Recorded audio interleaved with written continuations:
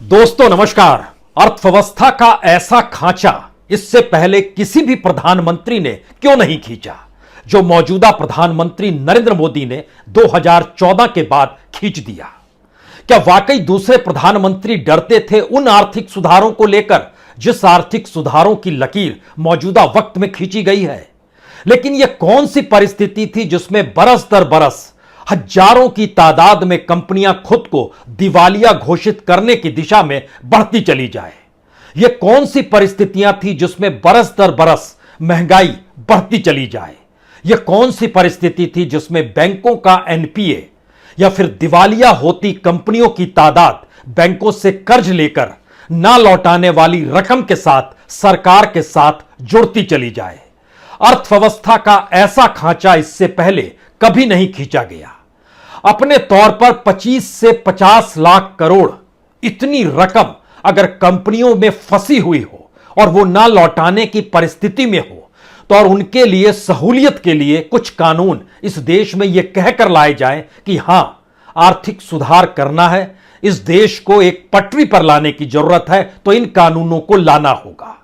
नोटबंदी भी इसीलिए लाई गई, जीएसटी भी इसीलिए लाया गया, IBC insolvency and bankruptcy code इसीलिए लाया गया, एनसीएलटी इसीलिए लाया गया। लेकिन इन सारी परिस्थितियों के दायरे में वह कौन सी स्थिति थी जिसमें सरकार की रईसी पर कोई असर नहीं, लेकिन महंगाई औसतन इस देश में 30 से 50% 2014 के बाद से बढ़ती चली गई।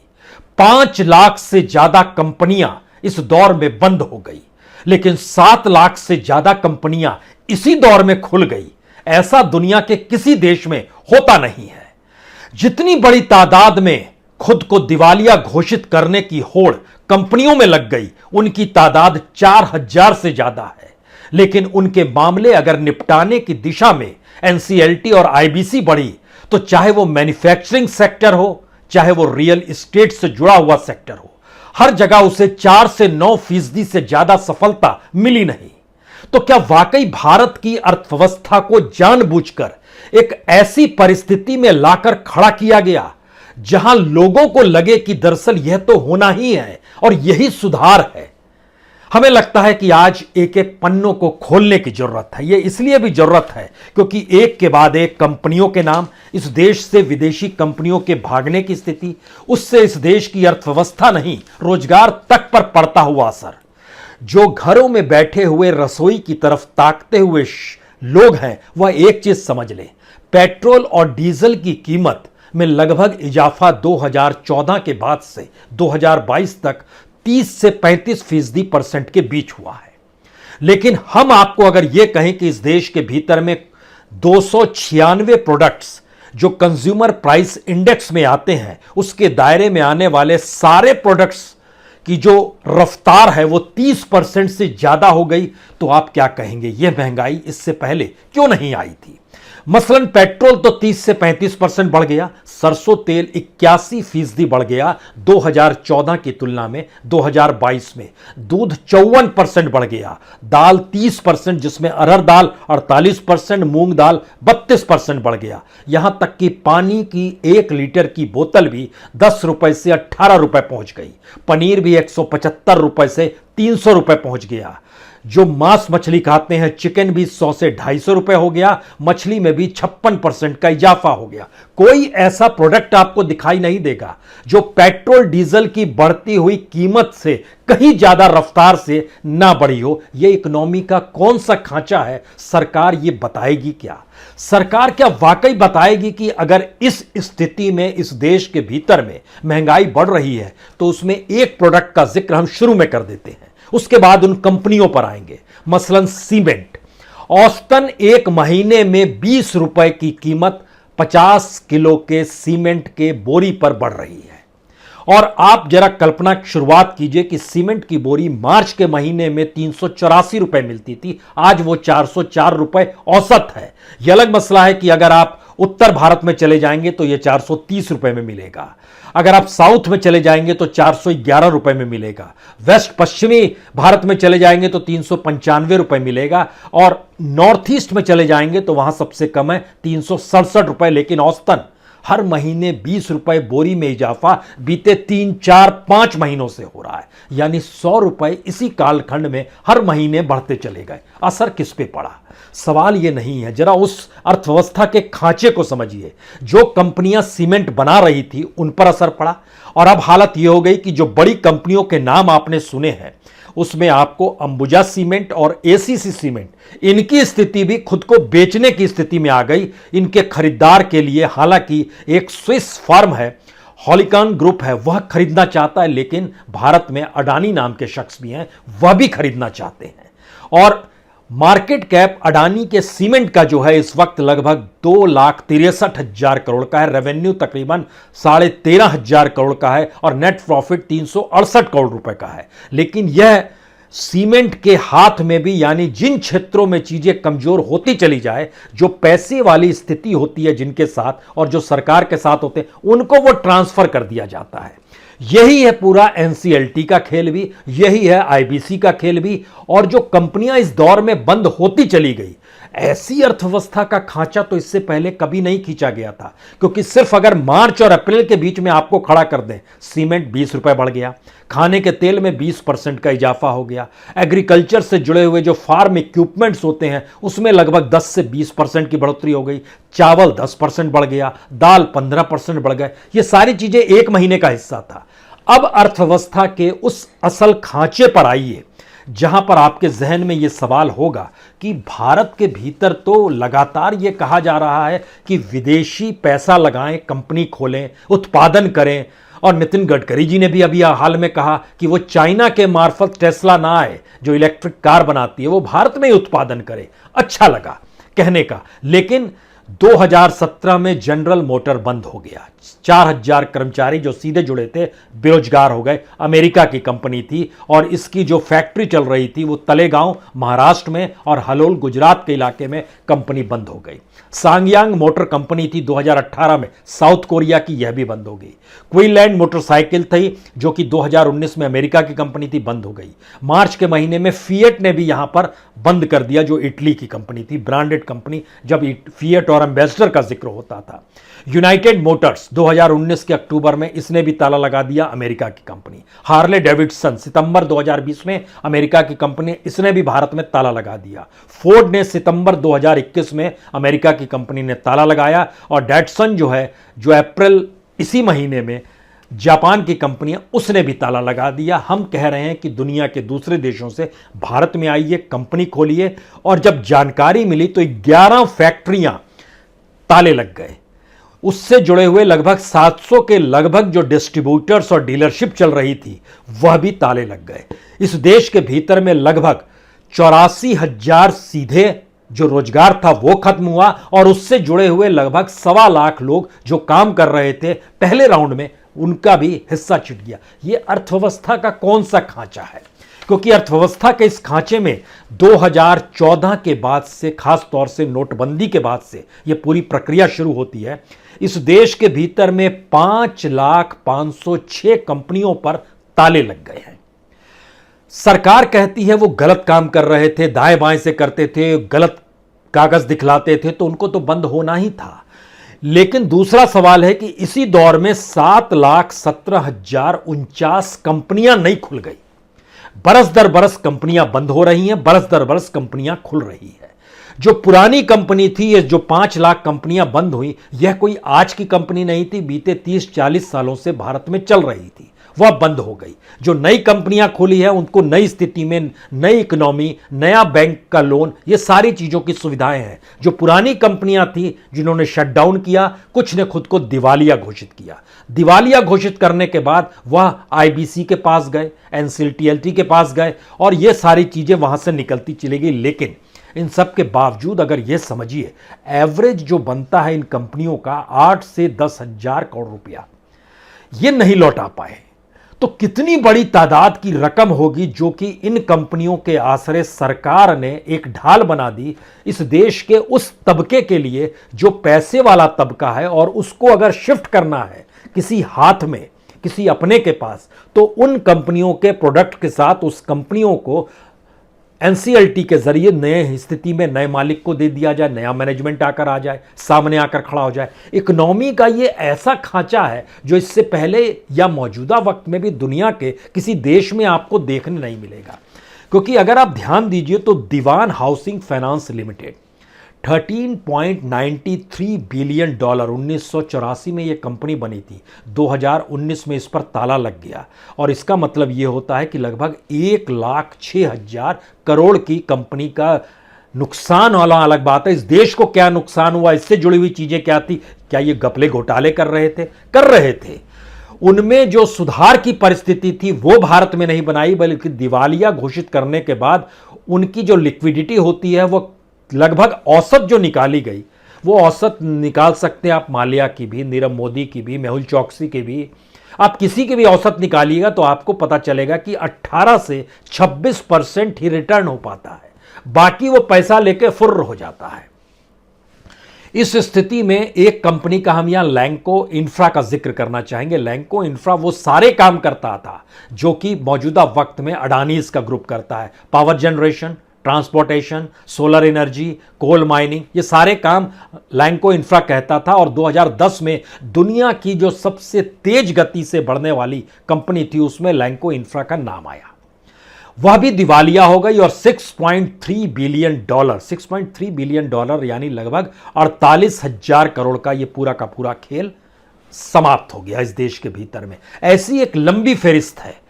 चाहे आप भूषण पावर स्टील का जिक्र कीजिए, 6.9 बिलियन डॉलर यानी 52,000 करोड़ रुपया। एसआर स्टील का यानी रुइया बंधुओं का जिक्र कीजिए, 6.9 बिलियन डॉलर यानी वही लगभग 52,000 करोड़ रुपया। भूषण स्टील 6.2 बिलियन डॉलर लगभग 47,000 करोड़ रुपया। Alok industry 4.1 billion dollar. Reliance communication जो अनिल अंबानी का था वह भी तो ठप हो गया और वह भी लगभग 4.6 बिलियन डॉलर यानी लगभग 35,000 करोड़ का। ये सारे नाम और ये सारे आंकड़े इसलिए चौंकाने वाले हैं क्योंकि दुनिया के किसी भी देश में इतनी बड़ी तादाद में इतने कम वक्त में कंपनियां शटडाउन नहीं हुई।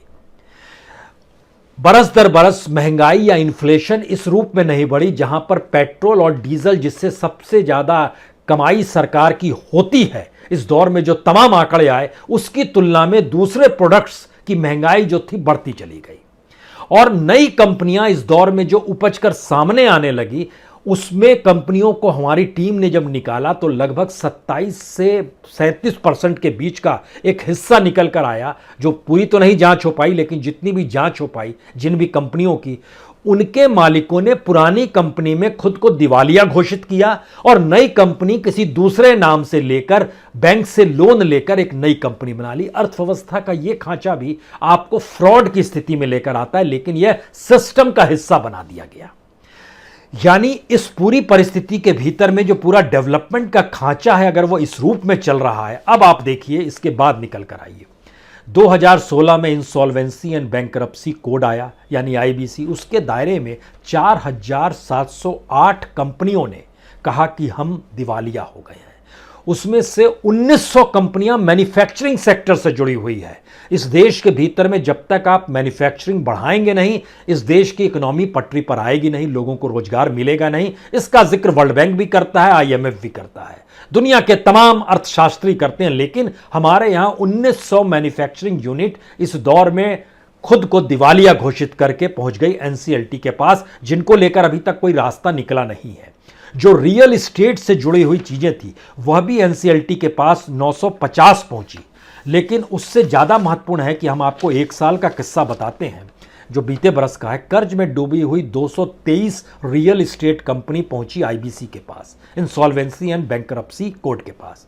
सिर्फ 9 ही केस सुलझाए गए और बाकी के जो लगभग 212 केसेस थे, 214 केसेस थे, उससे जुड़े हुए जो मकान चाहने वाले इस देश के लोग थे, उनकी संख्या जब निकाली गई तो वह तकरीबन 3 लाख परिवार उससे प्रभावित हो रहे हैं। और उस 3 लाख परिवारों के सामने एक शून्यता है। हमने तमाम नियम कायदे कानून इस दौर में बनाया है, इससे कतई इनकार नहीं है, लेकिन जमीन पर उसका क्या असर होता है और उससे जनता को कितनी राहत मिलती है, इससे आंखें बंद कर ली गई है।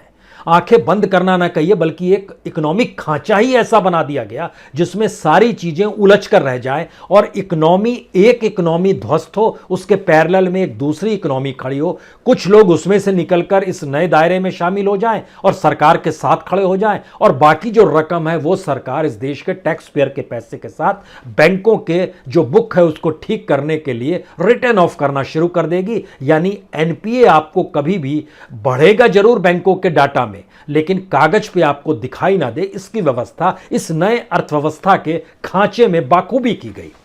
अब अगला सवाल यह है कि जो आखिरी सवाल निकल कर आता है, क्या सरकार अगर इस रूप में लगातार काम कर रही है तो इसका असर कहां तक जाएगा, कैसे जाएगा? क्योंकि जब हम इन बातों का जिक्र आपसे कर रहे हैं तो हमारे जहन में तुरंत एग्रीकल्चर का सवाल भी आता है, जो इस देश में न्यूनतम जरूरत और सबसे जरूरी सामान के तौर पर। अब आप देखिए, गेहूं संकट आने वाले वक्त में भारत में भंडारण को लेकर भी पैदा हो सकता है, क्योंकि अगर आप एक टारगेट लेकर चलें, जैसे गेहूं को 2020 को आप लीजिए कि जो उत्पादन भारत में हुआ ये दूसरे नंबर पर था। चीन में 134 मिलियन टन था, भारत में 108 मिलियन टन था। रूस और यूक्रेन युद्ध कर रहे हैं, उन दोनों की जो उत्पादन है 86 मिलियन टन लगभग रूस में होता है, 25 मिलियन टन लगभग यूक्रेन में होता है। दोनों को मिलाइएगा तो 111 मिलियन टन। दुनिया के बाजार में यहां से जो गेहूं जाता था वो जाना बंद हो गया, तो भारत एक झटके में जो 1 मिलियन टन से भी कम एक्सपोर्ट कर रहा था, अचानक बढ़ के पिछले बरस उससे 2020 में वो 2 मिलियन टन तक करने लगा, और इस बार करते करते 6.5 मिलियन टन को भी पार कर गया। इतना एक्सपोर्ट करने लगा। भारत एक्सपोर्ट दुनिया में गेहूं का बहुत कम करता है, 0.1%। जो 1% तक भी पहुंच जाए तो बहुत बड़ी बात होगी, जो जा रहा है। सवाल ये नहीं है, सवाल है जो एमएसपी पर गेहूं खरीदे जाने की परिस्थिति थी, सरकार इस बार वह भी नहीं खरीद पा रही है जो टारगेट था, उसका लगभग 40% ही ले पा रही है। आपके जहन में एक सवाल होगा, तो किसानों को अगर एमएसपी पे इससे पहले जो 100 किसानों से लिए जाते थे, अगर 40 ही किसानों से सरकार एमएसपी पे लेगी तो बाकी 60 किसानों को लाभ होगा या घाटा होगा? सरकार ने यहां पर भी अर्थव्यवस्था का नया खांचा खींचा। जो किसान गेहूं उसके दरवाजे पर है, वहां पर व्यापारी पहुंचे, उसको वो ले और दुनिया के बाजार में उसको एक्सपोर्ट कर दे, क्योंकि सबको ही एक्सपोर्ट नहीं कर सकते हैं, लाइसेंस होना चाहिए। तो जिनके पास लाइसेंस है वो जाएं और एक्सपोर्ट कर दें। यानी यहां पर भी व्यापारियों का लाभ है जो उस वर्ल्ड मार्केट से जुड़ा हुआ है, और हमारे यहां का गेहूं का लाभ किसानों को नहीं हो पा रहा है, जो कि इस दौर में 10 से 20% सिर्फ इसी साल के दौर में हम आपसे जिक्र कर रहे हैं, जनवरी के बाद से जो फर्म से जुड़े हुए इक्विपमेंट्स थे उनमें बढ़ोतरी हो गई, महंगाई 10 से 20% तक बढ़ गई। 3 बातें बहुत साफ है आखिर में, यह समझने की जरूरत है, क्या भारत की अर्थव्यवस्था का जो नया खाका है वो इस बात को दिखलाता है खुले तौर पर महंगाई कम नहीं होगी, रोजगार देने की स्थिति में नहीं है, कंपनियों का बंद होना और नई कंपनियों का खुलना ही नया आर्थिक सुधार है। और बड़ी महत्वपूर्ण बात है कि जो भी लीगल टर्म्स में इस देश के भीतर में नए नए तरीके से लॉ पास किए जा रहे हैं, वो लॉ जो हैं उनको राहत और रियायत देते हैं, जो अपने तौर पर सरकार के लिए कुछ क्रिएट कर दे। वो कुछ क्रिएट करना पैसे के तौर पर भी होता है, पॉलिटिकल फंडिंग भी होता है, और दिवालिया घोषित करके वो फिर किसी नए एस्पेक्ट से निकलकर, यानी हमारी साइकिल डूबती हुई अर्थव्यवस्था में, डूबती हुई अर्थव्यवस्था की पूंजी से ही चलाई जाए, यह एक नया अर्थव्यवस्था का नायाब खाका है, क्योंकि इसका आखिरी सबूत आपको इंसॉल्वेंसी एंड बैंकरप्सी कोड में ही मिलेगा। जरा कल्पना कीजिए कि 2016-17 में जब नोटबंदी का ऐलान होता है, उसके बाद 12,808 कंपनियों में ताले लग जाते हैं। उसके अगले बरस जीएसटी आता है तो 2,36,262 कंपनियों में ताले लग जाते हैं। उसके बाद 2018-19 जब इलेक्शन के दौर में सरकार जाती है तो 1,43,233 कंपनियों में इस देश में ताले लग जाते हैं। इलेक्शन खत्म होता है, जीत जाती है तो 70,972 कंपनियों में ताले लगते हैं, और होते होते अगर आप 2021-22 तक आ गए हैं तो यहां पर लगभग आपको 54,000 कंपनियों में ताले लग जाते हैं। लेकिन इसके पैरेलल में कंपनियां भी खुलती चली जा रही हैं बरस दर बरस। अगर नोटबंदी के बाद 57,000 कंपनियां नहीं खुल गई तो जीएसटी के बाद 1 लाख और नई कंपनियां खुल गई और इलेक्शन से ठीक पहले 1,23,000 और कंपनियां खुल गई। इलेक्शन के तुरंत बाद 1,22,000 और नई कंपनियां खुल गई, जिसमें ज्यादातर तादाद एमएसएमई से जुड़ी हुई थी। इस स्थिति में भारत के इस नए आर्थिक खांचे और नई परिस्थिति के बीच में एक सवाल हर जहन में होना चाहिए, क्या इतनी कंपनियां जो खुली, जिन कंपनियों की तादाद कुल मिला के लगभग 7,17,049 है, इन कंपनियों ने अपने यहां 2 लोगों को तो नौकरी दी होगी? आपका सवाल होना चाहिए। और इससे पहले जो 5 लाख कंपनियां बंद हो गई, उनके यहां 2 लाख तो लोग काम कर रहे होंगे, 2 लोग तो काम कर रहे होंगे। जो डाटा निकल कर आया, जो 5 लाख कंपनियां शटडाउन में आ गई, उसमें काम करने वाले लगभग 84 लाख लोग इस देश के भीतर में बेरोजगार हो गए, जो परोक्ष या अपरोक्ष तौर पर जुड़े हुए थे। और जो 7 लाख नई कंपनियां खुली, वह रोजगार इस देश के भीतर में 7 लाख कंपनियां इस देश के भीतर में 80,000 भी रोजगार नहीं दे पाई। 80,000 इसलिए जिक्र कर रहे हैं क्योंकि जो 8 बड़ी कंपनियां इस देश में मोटर और जुड़ी हुई थी मोटरसाइकिल से, वह जो देश छोड़कर गई, उससे 84 से 94,000 लोगों के अगर रोजगार सीधे छिना तो उससे जुड़े हुए बाकी लोगों की संख्या वह लाखों में है।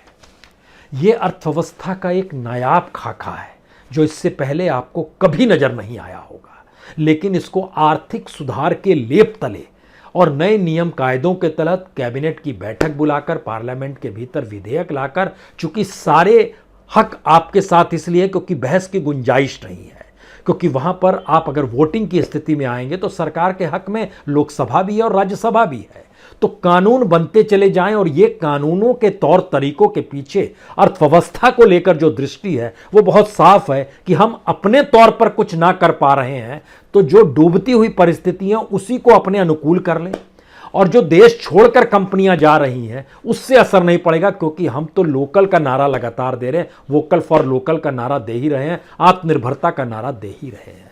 अर्थव्यवस्था का ये खांचा 91 के आर्थिक सुधार के बाद से कभी नहीं था, ना अटल बिहारी वाजपेयी के दौर में था, मनमोहन सिंह तो सोच नहीं सकते थे। लेकिन जरा कल्पना कीजिए कि उस बीच में देवेगौड़ा भी आते हैं और आई के गुजराल भी आते हैं, उन्होंने भी नहीं सोचा होगा कि अर्थव्यवस्था का एक ऐसा चेहरा भी हो सकता है, लेकिन है, मौजूदा वक्त में ये है, ठोस रूप में मौजूद है।